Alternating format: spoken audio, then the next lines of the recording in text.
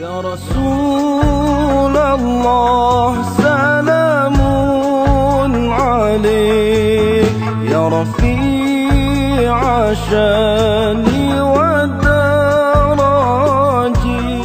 Setengah bulan lagi bulan Rejab. Terus terang cakap memang kita tak menjangkakan kalau kita boleh jumpa Rejab yang akan datang ataupun tidak. Kita Rejab yang tahun ini saja kita belum tahu lagi boleh habis bulan Rejab ke ataupun kita habis sebelum habis bulan Rejab. Ini kan pula Rejab akan datang. Lagi kalau dah umur bayi kita ini bila-bila masa saja boleh diambil oleh Allah Subhanahu Wa Taala. Yang muda-muda boleh diambil oleh Allah Taala. Ini kan pula yang sudah umur-umur macam kita. Bila-bila saja boleh diambil oleh Allah Subhanahu Wa Taala. Tak payah tunggu sakit, tak payah tunggu tua. Allah Ta'ala nak ambil, Allah Ta'ala ambil, kita Allah punya, dan jadualnya dah ada di sisi Allah Subhanahu Wa Ta'ala. Hingga kita nak disampaikan pada ajal kita ataupun belum sampai itu saja. Kita lihat apa 2-3 hari lepas ya, semalamnya berlaku gempa bumi di Turki ya. Yang di Turki sampai angka kematiannya semalam mereka laporkan sudah 4,000, hari ini sudah lebih 12,000 ya. Allah, kita lihat ini tanda-tanda yang Nabi sebutkan. Memang kita sedih, kita duka cita saudara-saudara kita yang terkena musibah di sana. Kita mendoakan mereka tabah. Apa yang kita boleh bantu, kita bantu. Paling-paling tidak kita doakan untuk mereka. Ini yang Nabi mengatakan apabila akhir zaman akan berlaku banyak gempa, lantaran banyak orang buat maksiat akan berlaku banyak gempa. Dan apabila akhir zaman akan banyak berlaku perkara iaitu apa? Mati secara berjemaah. Mati secara berjamaah, secara ramai sekali, tengah duduk di satu tempat sekali mati. Yang ini 12,000 mati. Kemarin sudah berlaku sampai 150,000 lebih ke dekat 200,000 yang mati masa tsunami dulu kan. Ramai begitu yang mati.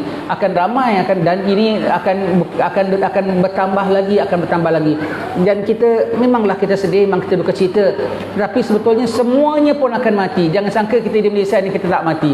Apabila sampai kiamat mati tak semuanya?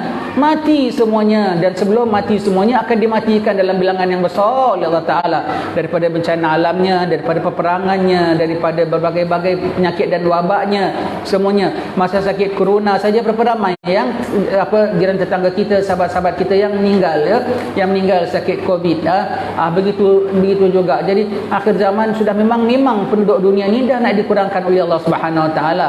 Kenapa? Memang dah nak dimatikan semua sekali. Satu iktibar bagi diri kita. Jangan kita sangka negeri kita ni aman, jauh daripada lingkaran gempa bumi, kita selamat.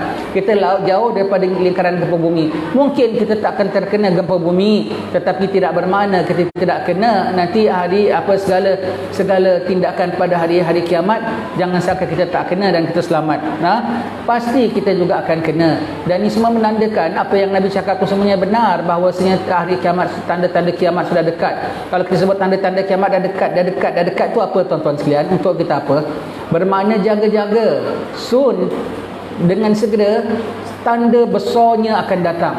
Kalau tanda bermakna sekarang, tanda-tanda kecilnya sudah hampir habis keluar semua. Rupanya makin saki-maki masih ada. Alhamdulillah, ramai orang dah sebut belakangan hari ni Mahdi ya, Dajjal, Allah. Tapi apa persiapan kita? Bukan nak tunggu Mahdi terus asah parang dari sekarang, jauh sekali. Bukan asah atau tunggu Mahdi terus dah siapkan bendera hitam la ilaha illallah Muhammad Rasulullah. Memang la ilaha illallah Muhammad Rasulullah ada dalam hati kita senantiasa. Bukan begitu. Jumpa Mahdi bermakna sebelum Mahdi akan berlaku huru-hara besar, sebelum Mahdi akan berlaku berbagai-bagai. Dan apabila kita bilang kita dah sampai akhir zaman ini tuan-tuan sekalian, apabila disebut tanda akhir zaman, baru beberapa hari lepas orang tunjukkan padang Arafah hijau macam padang-padang kat tempat rumah kita sini. Hijau, banyak tumbuhan, banyak rumput-rumput, subhanallah. Kalau dah padang Arafah hijau, di Masjidil Haram turun snow, Allah, dan apa semua tu cuaca dah berubah. Dan sekarang ada gempa-gempa besar, menunjukkan bahawa tanda-tanda kecil itu semua sudah hampir habis keluar semua. Apabila habis saja tanda kecil, ada satu penghabisan tanda kecil, iaitu perang besar. Itu belum masuk tanda besar tau. Dengan perang besar inilah memasukkan kita pada tanda besar, iaitu kemunculan Imam Sayyidina Al-Mahdi ya. Begitu tuan-tuan sekalian. Dan sebelum itu tanda-tanda besarnya itu akan berbagai-bagai tergugat, bukan bukan sekadar nyawa kita saja, bahkan iman kita. Iman yang paling kita takuti. Lepas tu tanda-tanda kecil itu untuk memelihara ketakwaan kita. Tanda-tanda kecil di antaranya akan banyak berlaku maksiat, zina akan banyak, arak akan banyak, hiburan akan banyak, orang akan keduniaan. Orang-orang ditakuti bukan kerana kemuliaannya, orang ditakuti kerana jahatnya orang takut dia. Jadi kalau orang takut sama kita, hati-hati, itu respect ke takut ke? Kalau takut jangan, pasal tu kita jahat tu, na'udzubillah min zalika. Begitu.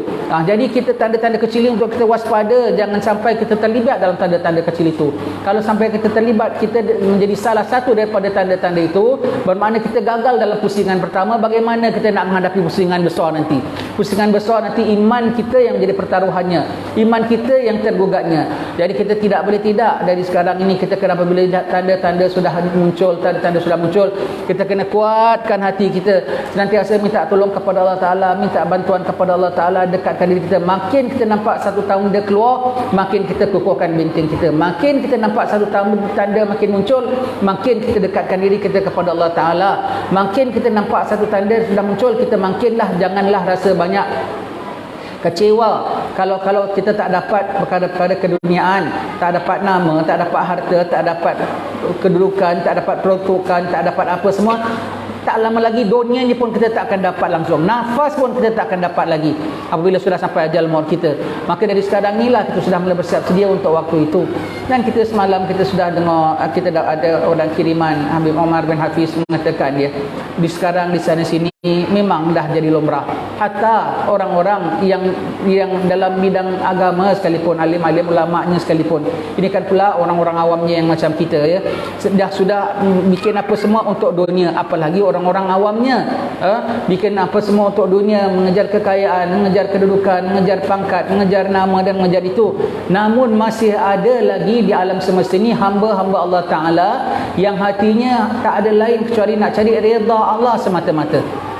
Pangkat tak dapat, tak kisah. Harta tak dapat, tak kisah. Penghormatan orang tak dapat, tak kisah. Bukan tak kisah tau, kadang-kadang dah dapat pun dia tahan dilepaskan. Dah dapat kemewahan, dah dapat kedudukan, dah dapat apa segala keselesaan, kesenangan, itu dia lepaskan. Kenapa? Dia takut kalau tergugat dengan itu, dia capai itu, tergugat dia punya keredaan Allah Subhanahu Wa Taala. Kerana nak mencari keredaan sesama manusia, paling tidak mencari redha diri sendiri, puaskan hawa nafsu kita. Kadang-kadang bukan dia mencari, dah dapat dia tahan lepaskan. Masih ada orang yang begitu, dan orang-orang beginilah saja yang akan sama-sama di bawah menjulang panji Sayyidina Al-Mahdi dan Sayyidina Isa nanti yang akan datang. Dan waktunya sudah dekat. Kita sudah tengok tanda-tandanya, bukan makin kita bilang. Sebab itu kita bilang ya, dulu masa corona, masa PKP, banyak orang tanya tanda kiamat, sana sini orang sebut. Sekarang dah macam reda, maknanya kiamat makin jauh lah, dipostpone ya. Macam mana ke, reda ke, kuman jatuh ke, kuman turun ke, tak turun ke, pokoknya kiamat makin dekat. Macam diri kita lah, kita sakit, kita sembuh, boleh pulih. Sakit, mati ke tidak, boleh sembuh. Maknanya ajal maut kita makin jauh ke?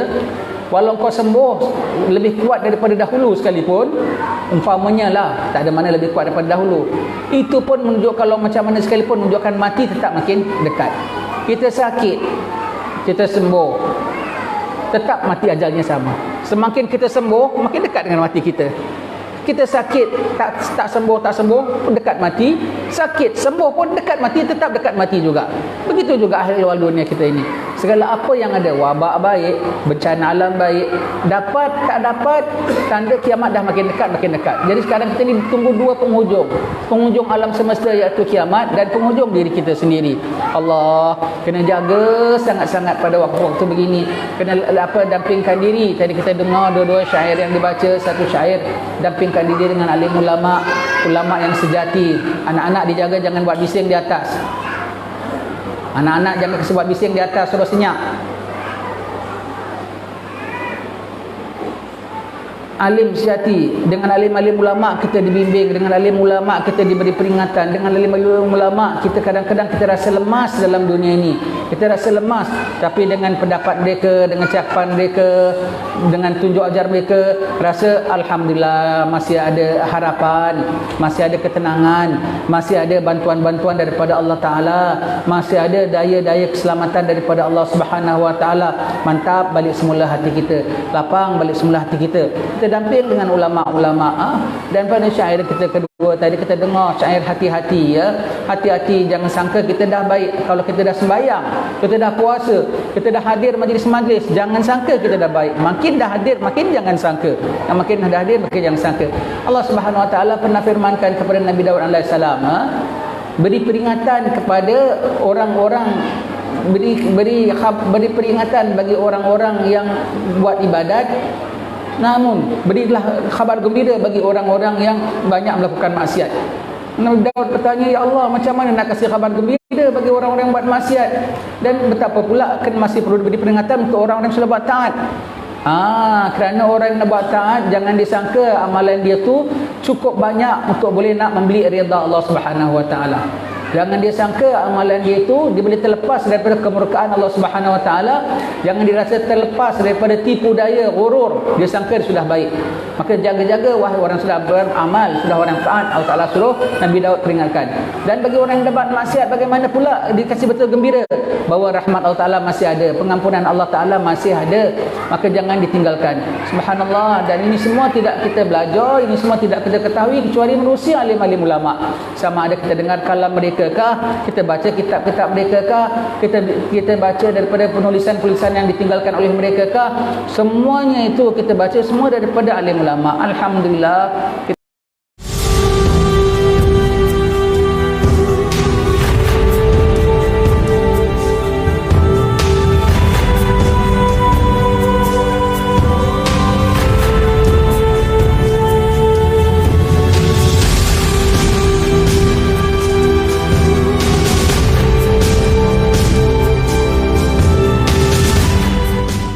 Salawat salam tetap padamu, Engkaulah sang Nabi penyejuk hatiku.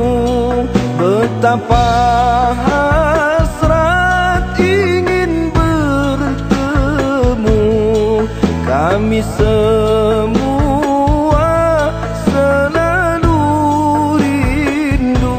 Allahu Rabbi, ku mohon doa, ampuni salah dan juga dosa. Jadikan kami insan yang mulia, hati yang ikhlas serta bertakwa.